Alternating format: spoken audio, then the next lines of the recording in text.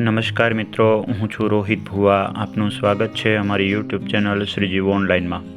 મિત્રો, તો ગુજરાત સરકાર દ્વારા પશુપાલકો ખેડૂતો માટે મહત્ત્વના સમાચાર છે.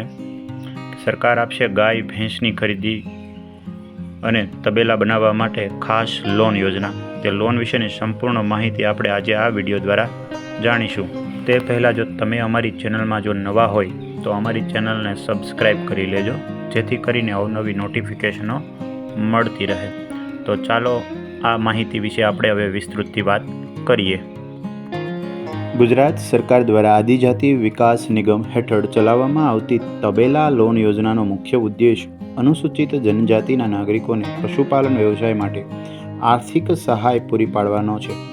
તબેલા લોન યોજના ખેડૂતો અને પશુપાલકોને ગાય ભેંસ માટે તબેલો બનાવવા માટે ઓછા વ્યાજદરે લોન આપે છે, જેથી તેઓને બેંક અથવા અન્ય સંસ્થાઓ પાસેથી ઊંચા વ્યાજદરે લોન લેવાની જરૂર પડતી નથી અને ઓછા વ્યાજદરે સહાય રૂપે લોન લઈ અને નવો ધંધો ચાલુ કરી શકે છે. તે માટે આદિજાતિ વિકાસ નિગમ હેઠળ તબેલા લોન યોજના બહાર પાડવામાં આવેલી છે.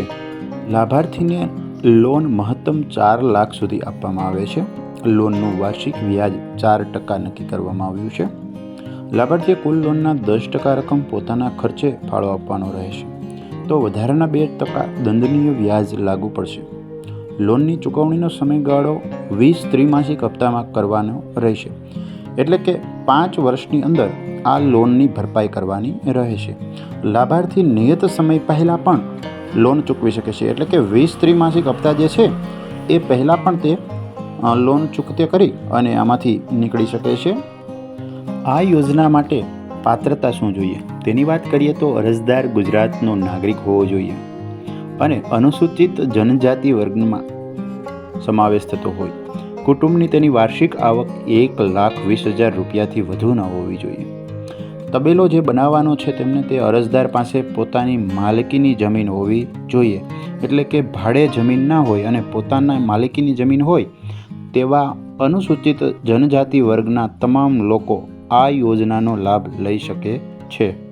તબેલા લોન યોજના માટે જરૂરી ડોક્યુમેન્ટની જો આપણે વાત કરીએ તો અરજદારનું આધાર કાર્ડ, અરજદારનું રાશન કાર્ડ, અરજદારનો આવકનો પ્રમાણપત્ર જે 1,20,000થી ઓછી આવકનું હોવું જોઈએ, અનુસૂચિત જનજાતિનું પ્રમાણપત્ર એટલે કે એસટી કેટેગરી, જમીનના માલિકીનો દસ્તાવેજ કે જે જગ્યાએ તબેલો બનાવવાનો છે તે પોતાની માલિકીનું છે તેનો દસ્તાવેજ, બેંક પાસબુક, પાસપોર્ટ સાઇઝનો ફોટો અને રહેઠાણના પુરાવાની જરૂર પડશે. આટલા ડોક્યુમેન્ટ હશે એટલે તમે આ ઓનલાઈન અરજી કરી શકશો. તબેલા લોન યોજના માટે અરજી ઓનલાઈન કઈ રીતે કરવી તેના વિશે વાત કરીએ તો સૌપ્રથમ ગુજરાત આદિજાતિ વિકાસ નિગમની સત્તાવાર વેબસાઇટ adijatinigam.gujarat.government.in પર જવાનું રહેશે. ત્યારબાદ તેમાં પ્રથમ વખત તમે જો અરજી કરી રહ્યા હોય તો સાઇન અપ પર ક્લિક કરીને વ્યક્તિગત માહિતી ભરીને તમારે નવું આઈડી બનાવવાનું રહેશે. ત્યારબાદ હોમ પેજ પર એપ્લાય ફોર લોન બટન પર ક્લિક કરો. ત્યાં તબેલા લોન યોજના વિકલ્પ તમે પસંદ કરો. જરૂરી વિગતો ભરો અને જરૂરી દસ્તાવેજો અપલોડ કરો.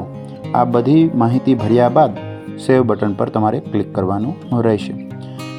સેવ બટન પર ક્લિક કર્યા બાદ તમારી અરજી સબમિટ કરવાની રહેશે.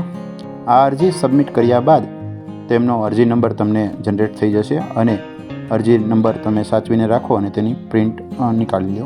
જે ઓનલાઈન ફોર્મ તમે કરેલું છે તે જે તે કચેરીને લાગુ પડતા વિભાગમાં સબમિટ થઈ જશે અને ત્યાં મળી જશે. ત્યારબાદ તેઓ તપાસ કરી અને તમને જાણ કરશે. ત્યારબાદ તમારી નજીકના ડોક્યુમેન્ટો બેંક શાખામાં આપવાના રહેશે અને તમારી લોન એપ્રુવલ થઈ જશે અને તમને લોન મળી જશે. વધુ માહિતી માટે નજીકની બેંક શાખાનો સંપર્ક કરો અને આવી સહાયલક્ષી યોજનાઓ અને અવનવી માહિતી માટે અમારી ચેનલ શ્રીજીવ ઓનલાઈનને લાઇક, શેર અને સબસ્ક્રાઈબ કરી લો.